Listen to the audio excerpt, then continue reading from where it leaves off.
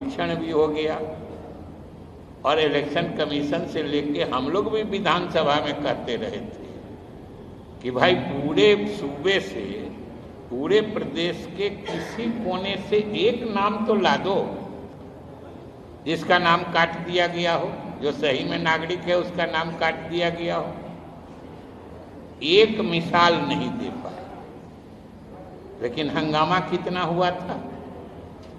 तो आखिर आज ये अल्पसंख्यक समाज सोचेगा ना कि इन लोगों को इस तरह के मुद्दों पर बेमतलब भड़काने की साजिश क्यों होती है, और धीरे धीरे वो बेदारी, जागरूकता, अक़लियत समाज में आ रही है और अब और तेज हो गई है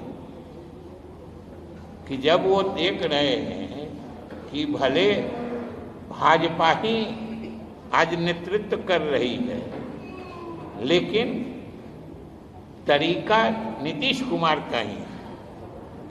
नेतृत्वकर्ता यानी मुख्यमंत्री ही बार बार कह रहे हैं कि भाई मेरी हुकूमत नीतीश कुमार के रास्ते ही चलेगी, सांप्रदायिकता पर हम कोई समझौता नहीं करने वाले।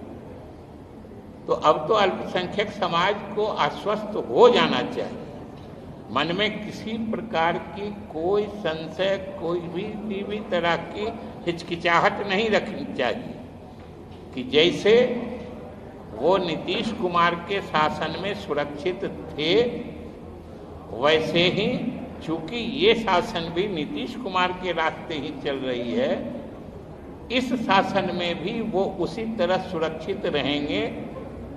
उनको कोई जबरदस्ती तंग तबाह नहीं कर सकता है। और हमको तो एहसास है कि ये बात अल्पसंख्यक बिरादरी के लोग समझने लगे, और आज क्यों नहीं कोई विपक्ष का नेता जाएगा किसी अल्पसंख्यक मतलब बिरादरी के टोले में, तो उसको क्यों नहीं पूछेगा कि तुम तो कहते थे कि तुम्हारा नाम काट देगा। यहाँ तो एक भी नाम नहीं काटा, और या तो काटा किसी का तो बता दो, नहीं तो तुम खुद अपने घोषणा करो कि हम लोग झूठे हैं, हम लोग ठगते हैं, हम लोग दुष्प्रचार करते हैं। ये क्यों नहीं पूछेगा। और चाहे वक्फे का बात हो, चाहे नागरिकता कानून संशोधन कानून की बात हो, कि आज 8 साल हो गया, कोई पूछेगा ना भाई कि भाई इतने जोर से समझाने आते थे कि भाई ये कानून बनाया है तुम्हारी नागरिकता खत्म कर देगा, और आज तक एक भी मिसाल नहीं बन पाया। तो हम तो यही कहेंगे कि भाई इतने झूठे और फरेबी विपक्ष की नीतियां इस प्रदेश में अब और अधिक चलने वाली नहीं है।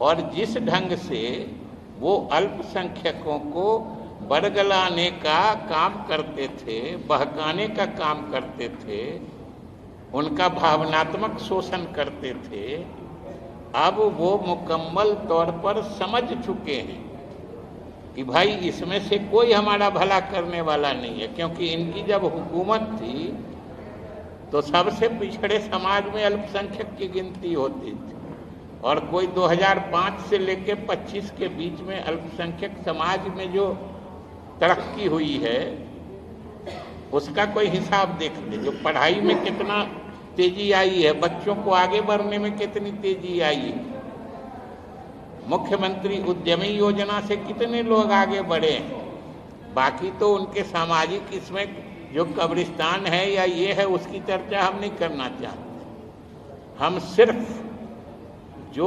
अल्पसंख्यक गरीब समाज की माली हालत सुधारने के लिए, क्योंकि कोई समाज परिवार आगे बढ़ने का असली पैमाना उसकी आर्थिक स्थिति सुधारना ही होता है, और शिक्षा सबसे बड़ी धुरी होती है जिसके चारों तरफ विकास के काम घूमते हैं। समाज जब तक शिक्षित नहीं होता है विकास नहीं हो सकता है।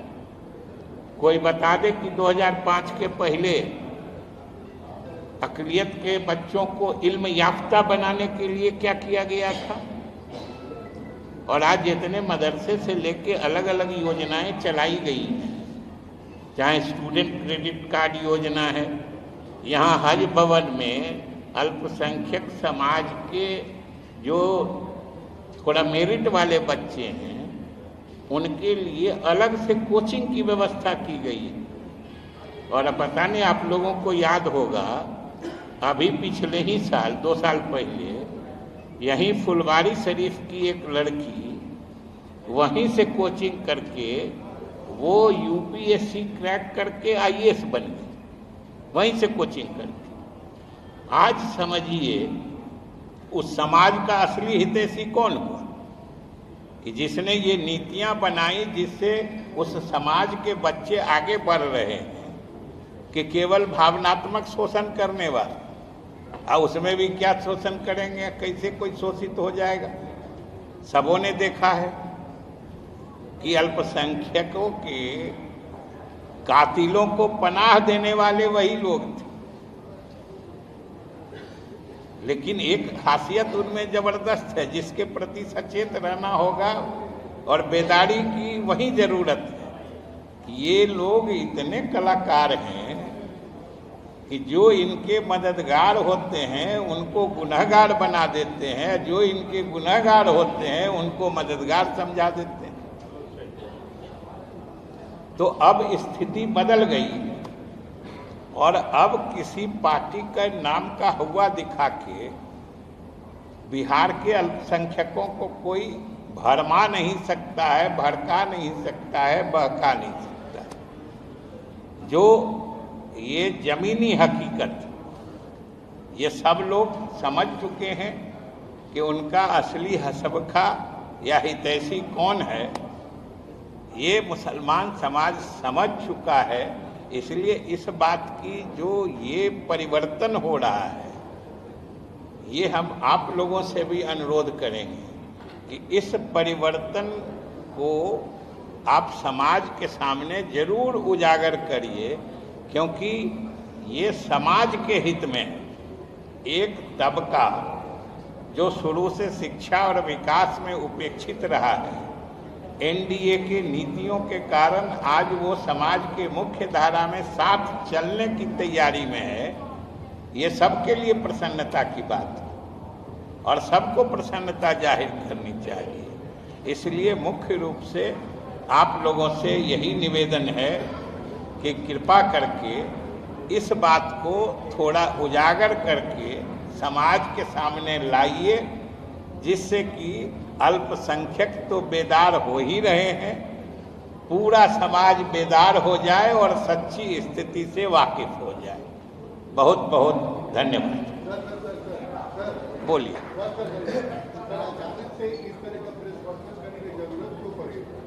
जरूरत पड़ी वो तो बता दिया ना, उनकी कलाकारी के कारण। अभी हमने बताया ना कि उनकी कलाबाजी जो है या बहकाने भरमाने का जो उनका तरीका है उसमें कहीं फिर से न फंसा लें। इसलिए उनका ये तो उनको महारत है कि असली मददगार को गुनहगार बना देते हैं और असली गुनहगार को जो कातिल होते हैं उनको हेलीकॉप्टर पर ले जाके उनको सम्मानित करते हैं। तो इसलिए कहीं फिर से न उनका ये जाल फैला है, इसलिए ये कह रहे हैं। और हम तो कहा कि ये आप लोगों का भी दायित्व है कि सही सच्ची सियासत का अगर कोई रूप बन रहा है तो मीडिया का भी धर्म है उसको आगे बढ़ाना। मीडिया सिर्फ जो घटना घटी है उसी को कहने के लिए नहीं है, जो घटना घटी है उसको कहते हुए कि ये घटना समाज के लिए उचित है कि नहीं है, ये भी कहने का काम मीडिया का है। इसलिए अगर कोई अच्छी चीज विकसित हो रही है तो उसको थोड़ा तरजीह देना चाहिए, इसीलिए हमने कहा। सीएम का टोपी ना पहनना सर क्या संदेश देता है?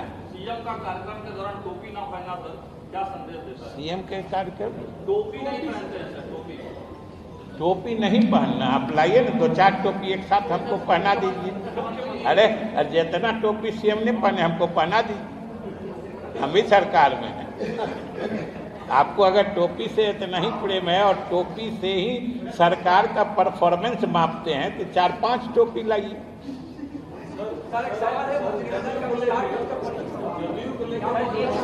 क्या अब देखिए, अब ऐसे में हम कैसे सुनेंगे? बीजेपी कार्यालय के बगल में बीजेपी कार्यालय के सामने खादी भंडार सिलाई का कपड़ा जो मुसलमान दुकान खोले थे उनको हटा देगा। वहाँ के मुसलमान नाराज है, बोले अब आप कोई प्रशासनिक कार्रवाई को किसी समाज के खास वर्ग से जोड़ के मीडिया का नाम बदनाम नहीं करते। बोलिए।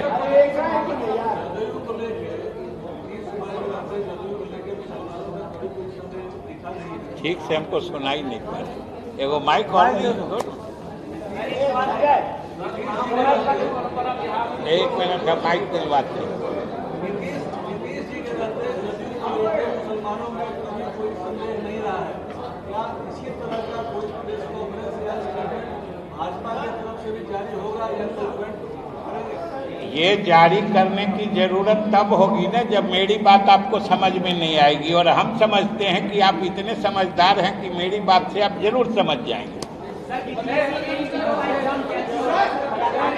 एक आदमी बोलिए। बारी बारी से एक सवाल एक बार कोई पूछ ले, जवाब मिल जाए तब। अब हम माइक मंगा रहे हैं। बार-बार ऐसी क्यों जरूरत पड़ रही है बताने के लिए कि क्या? बार-बार ऐसी क्यों? ये बात कितनी बार बताई गई? नहीं, बार-बार कहाँ बताई गई? मैं ये बात कह रहा हूँ sir, let me complete my question sir please.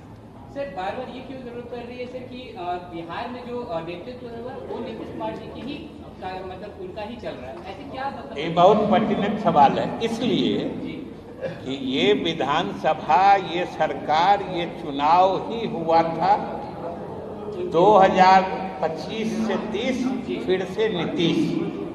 ये सरकार का, एनडीए का बिहार की जनता से कमिटमेंट है कि हम 2030 तक नीतीश कुमार के हिसाब से ही सरकार चलाएंगे। इसलिए हम लोग बार बार कह रहे हैं। हमने विधानसभा में भी कहा था, जब नेता प्रतिपक्ष ने कहा कि भाई 25 से 30 नीतीश की बात थी तो कैसे बदल गया, हमने कहा बदला कहाँ है? ये नीतीश जी ने आशीर्वादित किया है सम्राट चौधरी जी को कि उनके नीतियों को अब वो आगे बढ़ाएंगे। जनता का कमिटमेंट नीतीश जी के नीतियों को आगे बढ़ाने से है, और नीतियां बढ़ रही हैं और बढ़ती रहेंगी। अब चलिए खत्म किया जाए। हम कहते सब लोग संतुष्ट हैं, जल्द हो जाएगा, कुछ दिन और इंतजार करिए।